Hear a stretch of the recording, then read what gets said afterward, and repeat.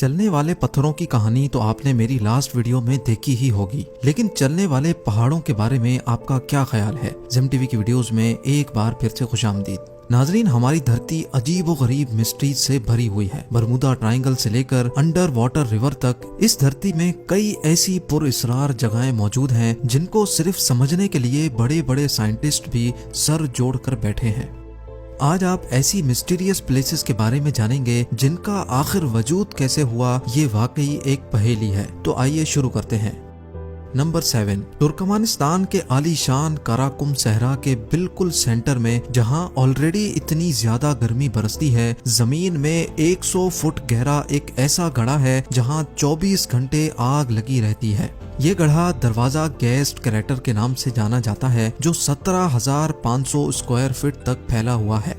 चाहे बारिश हो या तूफान, ये आग पिछले 50 सालों से ऐसे ही जल रही है। लेकिन सवाल ये है कि ये आग यहाँ जलाई किसने है? 1971 में एक सोवियत जियोलॉजिस्ट यहाँ ड्रिलिंग का काम कर रहा था कि अचानक उनके नीचे जमीन खिसक गई और तभी ये गड्ढा बन गया था। लेकिन उनको यहाँ से अजीब सी स्मेल आने लगी। जब तहकीक हुई तो मालूम पड़ा कि इस गड्ढे से नेचुरल मीथेन गैस निकल रही है। क्योंकि मीथेन गैस डेंजरस होती है, इसी वजह से काफी कोशिश की गई कि जमीन से निकलने वाली इस गैस को रोक लिया जाए, लेकिन सारी कोशिशें नाकाम रहीं। आखिरकार माहौल को बचाने के लिए इस गैस को आग लगा दी गई। बस वो दिन और आज का दिन, ये आग आज भी ऐसे ही नॉन स्टॉप जल रही है। नंबर 6, ये अजीबो गरीब पहाड़ देखकर ऐसा लगता है जैसे पानी नहीं बल्कि बादलों के बीच में आइलैंड बना हो। ये माउंटेन माउंट रोराइमा के नाम से जाना जाता है, जिसकी हाइट 2810 मीटर्स है।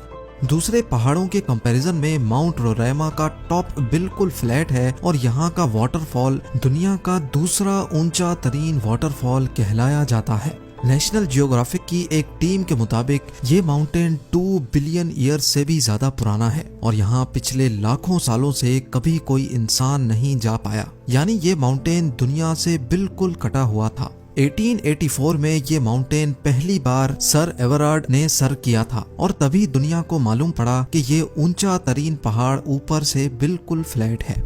लेकिन रिसर्चर्स के लिए ये बात हैरानकुन थी जब उन्होंने ये देखा कि इस माउंटेन पर हर किस्म की जिंदगी पाई जाती है। रिसर्चर्स को यहाँ से जानवरों और प्लांट्स की ऐसी किस्में भी मिली हैं जो उन्होंने पहली बार देखी थी। माउंट रोराइमा पर मौजूद 53% स्पीशीज ऐसी थीं जो आज तक सिर्फ इसी अजीब पहाड़ पर देखी गई हैं। नंबर 5, नासा की सैटेलाइट ने इंडियन ओशन की एक ऐसी पिक्चर पब्लिश की जिसमें पानी के अंदर कुछ ऑब्जेक्ट्स देखे गए जो इंडिया और श्रीलंका को आपस में कनेक्ट कर रहे थे। लोकल्स का मानना है कि ये ब्रिज हिंदू गॉड रामा ने बनाया था और जो मैजिक ब्रिज के नाम से भी जाना जाता है। ये माना जाता है कि हिंदू गॉड रामा ने जिन पत्थरों से ये ब्रिज बनाया था वो पानी पर तैरने वाले पत्थर थे और ऐसे कई पत्थर आज भी इस एरिया में पाए जाते हैं। 48 किलोमीटर लंबे इस ब्रिज का काफी हिस्सा अभी पानी के अंदर जा चुका है। साइंसदानों ने जब तहकीक की तो मालूम पड़ा कि ब्रिज को बनाने में इस्तेमाल होने वाले पत्थर जिस चीज पर रखे गए हैं वो एक सैंड बार है।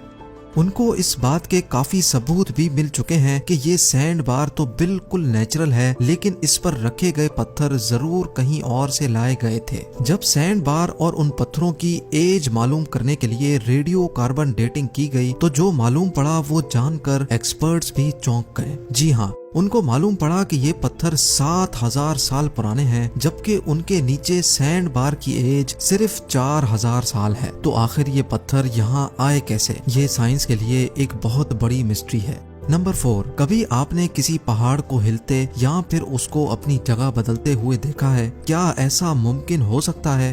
तंजानिया में गोरो अंकोरो कंजर्वेशन एरिया में मौजूद ये है एक ऐसा अजीबो गरीब पहाड़ जो हर साल 66 फीट तक अपनी जगह बदल देता है। यानी जिस जगह वो अभी मौजूद है अगले साल ये यहाँ से 20 मीटर आगे या पीछे मूव कर जाएगा, और वो भी बिल्कुल नेचुरली। हैरत अंगेज तौर पे अगर इस पहाड़ से थोड़ी सैंड लेकर उसको अपने घर में भी रख लिया जाए तब भी वो ऐसे ही मूव करेगी, और इस बात की गवाही खुद तंजानिया के फॉर्मर प्रेसिडेंट जकाया किकवाइटा ने अपनी प्रेस कॉन्फ्रेंस में दी थी। साइंटिस्ट ने इस मिस्टीरियस पहाड़ के मूव करने की वजह जानने के लिए कई एक्सपेरिमेंट्स किए और ये पता लगाया कि ये सैंड हिल कम से कम भी 30 लाख साल पुरानी है और ये तब से ऐसे ही अपनी पोजीशन चेंज करती आ रही है। एक्सपर्ट्स का मानना है कि ये सैंड हिल वोल्केनो से निकलने वाली ऐश है और इसी वजह से ये मैग्नेट की तरह काम करती है। अगर थोड़ी सैंड हवा में फेंकी भी जाए तो वो हवा में फैलने के बजाय एक दूसरे से चिपकी रहती है। लेकिन ये सैंड हिल अपनी जगह क्यों बदलती है, इसका असल जवाब अभी तक तलाश किया जा रहा है। नंबर 3, ये बात तो हम सब जानते ही हैं कि इस धरती पर 29% जमीन है और 71% पानी। वर्ल्ड मैप में अगर देखा जाए तो पूरी दुनिया के समंदर आपस में जुड़े हुए लगते हैं। ऐसा लगता है जैसे हमने सिर्फ इनको अलग अलग नाम दिए हैं, जबकि ये सारे आपस में जुड़े हुए हैं।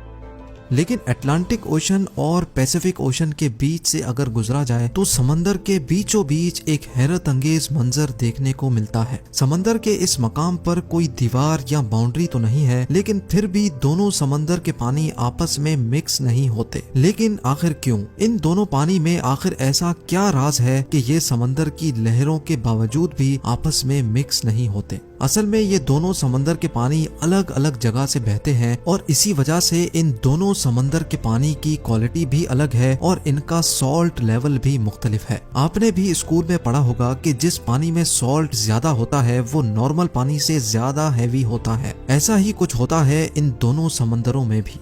सॉल्ट के साथ साथ इनकी केमिकल कॉम्पोजिशन भी अलग है और यही रीजन है कि ये दोनों समंदर बिना किसी बाउंड्री के एक दूसरे में मिक्स नहीं होते।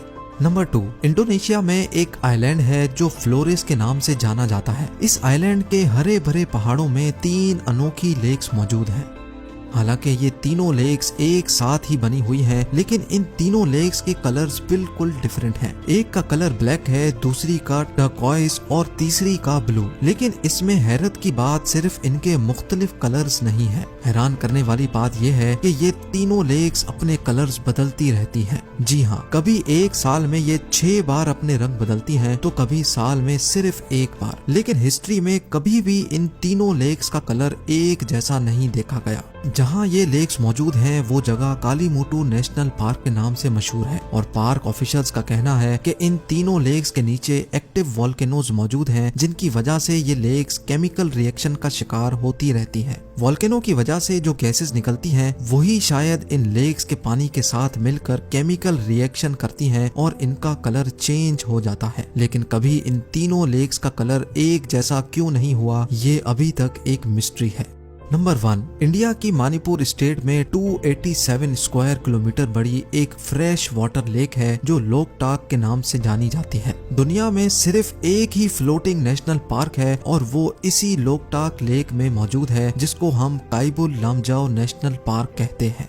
इस लेक में मजीद हजारों छोटे बड़े फ्लोटिंग आइलैंड्स मौजूद हैं, जिनमें से कई नेचुरली रिंग शेप के हैं। इन आइलैंड्स में कई पर आबादी भी बसती है और एक आइलैंड पर एक छोटा स्कूल भी खुला हुआ है। ये आइलैंड्स बायोमास के ऐसे टुकड़े हैं जो हर वक्त पानी के ऊपर ही फ्लोट करते रहते हैं। मजे की बात तो ये है कि यहाँ रहने वाले लोग भी हर वक्त खुद को हिलता हुआ महसूस करते हैं। इस फ्लोटिंग आइलैंड में हिरन की एक ऐसी किस्म भी रहती है जिसको सांगाई कहा जाता है। सांगाई पूरी दुनिया से खत्म हो चुके थे, लेकिन बाद में मालूम पड़ा कि इस फ्लोटिंग आइलैंड पर इनकी नस्ल अभी भी मौजूद है। उम्मीद है जेम टीवी की ये वीडियो भी आप लोग भरपूर लाइक और शेयर करेंगे। आप लोगों के प्यार भरे कमेंट्स का बेहद शुक्रिया। मिलते हैं अगली शानदार वीडियो में।